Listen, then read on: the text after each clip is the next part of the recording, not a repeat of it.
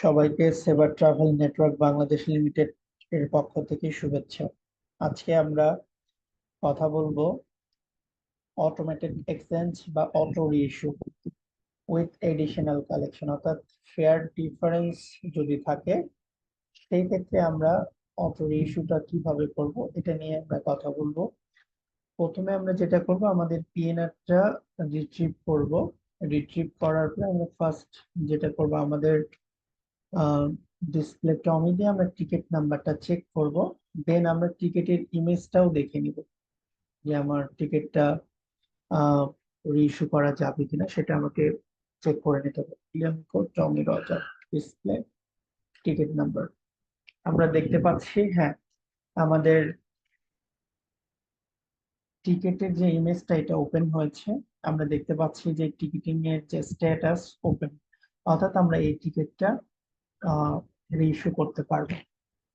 আমরা তাহলে চলে যাই। আমরা প্রথমে যেটা করব, আমরা দেখতে পাচ্ছি বিমান বাংলাদেশ এয়ারলাইন্সে 584 ইকোনমি ক্লাসের সিট বুক করা আছে 20 অক্টোবর ঢাকা সিঙ্গাপুর। আমাদের এখানে নতুন যে সেগমেন্টটা যুক্ত হবে তার আগে আমরা বলে রাখি, রিইস্যু বিভিন্ন কারণে হতে পারে। ক্লাস চেঞ্জের জন্য হতে পারে, ডেট চেঞ্জের জন্য হতে পারে, বা আরো অন্য কারণ থাকতে পারে। তো আমাদের এখানে যে টিকিটটা ইস্যু করা হয়েছে এটা ইকোনমি ক্লাস, কিন্তু আমাদের যে ক্লায়েন্ট উনি চাচ্ছে এখন বিজনেস ক্লাসে ট্রাভেল করবে, এবং নতুন ডেট অর্থাৎ 20 অক্টোবর না, উনি 25 অক্টোবর ট্রাভেল করবে বিজনেস ক্লাসে। সেই ক্ষেত্রে আমরা যেটা করতে পারি, প্রথমে আমরা সেগমেন্টটা ক্যান্সেল করব XI করে, দেন আমরা রিসিভ করব, ইয়ার করব। আমরা দেখতে পাচ্ছি আমাদের যে প্রিভিয়াস পিএনআর এটা আমাদের নো আইটিনারি। এখন আমরা নতুন একটা আইটিনারি ইনসার্ট করব। 25 October Dhaka Singapore cross of Lawrence busy. আমরা কমান্ডের এন্ট্রি দিলাম। আমরা এখন অ্যাভেলেবিলিটি থেকে আমরা বিজনেস ক্লাসের সিটটা বুক করব। আমার আইটিনারি নেওয়া ডান। আমি এখন চেক করব যে আমার সবকিছু ঠিক আছে কিনা। ডিসপ্লে আলফা করে আমি দেখতে পাচ্ছি বিমান বাংলাদেশ 584 আমি বিজনেস ক্লাসের সিটটা হোল্ড করেছি 25 অক্টোবর। সো ঢাকা সিঙ্গাপুর আমরা এখন রিসিভ করব, ইয়ার করব, আয়ার করব। আমরা অটো রিইস্যুর কমান্ড দেওয়ার আগে আমাদের যদি ফেয়ার সেভ করা থাকে প্রিভিয়াস, সেটা আমরা ডিলিট করব। পিকিউ দিয়ে মাইনাস অল দিয়ে আমি ফেয়ারটা ডিলিট করে নিলাম। দেন আমি এখন যেটা করব, ফার্স্টলি আমাকে যেটা করতে হবে, ডিসপ্লে টমি দিয়ে আমার টিকিট নাম্বারটা বের করে সেই টিকিটটা আমাকে কপি করে নিতে হবে। আমি টিকিটটা কপি করলাম।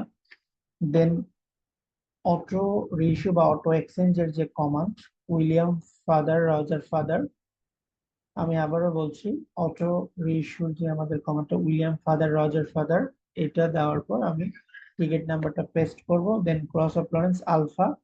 এরপরে আমরা ক্যারিয়ার কোড, যেহেতু আমি বিমান বাংলাদেশ এয়ারলাইন্সের টিকিট রিইস্যু করব সেক্ষেত্রে আমি বিমান বাংলাদেশ এয়ারলাইন্সের কোড বিজি দিলাম। আমার যদি একাধিক যাত্রী থাকে সেক্ষেত্রে cross of Lawrence Nancy, then passenger line number tag করবো। যেহেতু এখানে একজন যাত্রী সেক্ষেত্রে আমরা শুধু ah William father Roger father ticket number cross of Lawrence alpha carrier code দিয়ে ইনসার্ট করলে আমরা দেখতে পাবো যে অটো রিইস্যুর এর মার্কসটা ওপেন হয়ে গেছে। এখানে আমরা দেখতে পাচ্ছি এটা ছিল আমার প্রিভিয়াস সেগমেন্টের যে ফেয়ার, অর্থাৎ আমি যে প্রথম টিকিটটা ইস্যু করেছিলাম সেই আহ, আমাদের আইটিনারি এবং সেই ফেয়ারটা।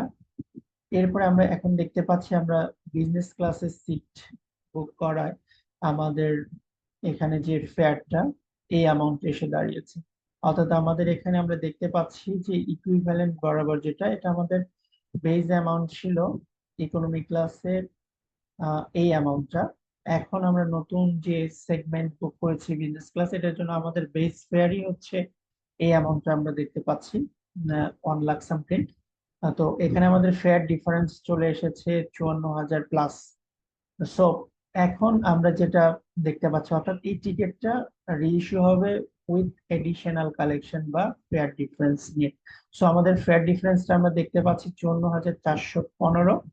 সো এখান থেকে আমরা যেটা করব, আমরা নিচে যে অ্যামাউন্টটা দেখতে পাচ্ছি এটা হচ্ছে আমাদের রিইস্যু চার্জ। সো আমাদের এই অটো রিইস্যুর মার্কসে যেটা আমরা দেখতে পাচ্ছি, এই ফেয়ার এবং হচ্ছে আমাদের রিইস্যু এটা গ্রান্টেড। সো আমরা যেটা করতে পারি, আমরা রিইস্যুর যে কোড কালেক্ট ফি অ্যাজ ট্যাক্স, এই বক্সে আমরা আমাদের রিইস্যুর কোড বসাবো এয়ারলাইন্সে। সো বিমান বাংলাদেশের রিইস্যুর কোড হচ্ছে অলিভার ডেল্টা। দেন নেক্সট এর এখানে যে আমি এক্স রে দিয়ে এন্টার দিলে আমাদের ফার্স্ট যে মার্কস এটার কাজ কমপ্লিট। দেন সেকেন্ড মার্কসে আমরা যেহেতু আমার ফেয়ার ডিফারেন্স আছে, এডিশনাল কালেকশন আছে, এখানে আমি 7% কমিশন অ্যামাউন্টটা বসাবো। ক্যাশের এখানে যে আমি এক্স রে করবো, দেন টিকিটিং মার্কসে যে আমি এক্স রে দিয়ে এন্টার দিলে আমার টিকিটটা অটোমেটেড এক্সচেঞ্জ বা অটো রিইস্যু হয়ে যাবে। আমরা দেখতে পাচ্ছি যে আমাদের টিকিটটা রিইস্যু হয়ে গেছে। আমি এখন চেক করবো ডিসপ্লে জমা দিয়ে আমার আমরা দেখতে পাচ্ছি আমাদের নিউ যে টিকিটটা এটা। তো আমি টিকিটটা যদি চেক করতে চাই, ইমেজ দেখতে চাই, প্রথমে আমরা দেখব 2 নাম্বার লাইনে যে টিকিটটা William echo Tom Roger display to. আমরা দেখতে পাচ্ছি যে আমাদের টিকিটের যে স্ট্যাটাস এটা এক্সচেঞ্জ। আর নিউ টিকিট যেটা, সেটা যদি আমি ওপেন করি উইলিয়াম ইকো টমি রজার ডিসপ্লে 3, তাহলে আমি দেখতে পাবো যে আমাদের এই টিকিটটা ওপেন আছে এবং আমার ব্যাগেজ কত কেজি সব আমি দেখতে পাচ্ছি। আমি যদি সেলস রিপোর্টটা চেক করতে চাই, ডেল্টা কুইন ব্রাভো ডিসপ্লে দিয়ে চেক করলে আমরা সেলস রিপোর্টটাও দেখতে পারবো যে আমার যে এক্সচেঞ্জ অ্যামাউন্টটা কত সেটা আমরা এখান থেকে দেখতে পাচ্ছি। সো আমরা এইভাবেই সেবার রিজার্ভেশন সিস্টেম থেকে অটোমেটিক এক্সচেঞ্জ বা অটো রিইস্যু সম্পূর্ণ করতে পারি উইথ এডিশনাল কালেকশন। সো সবাইকে টিউটোরিয়ালটি দেখার জন্য ধন্যবাদ জানাচ্ছি।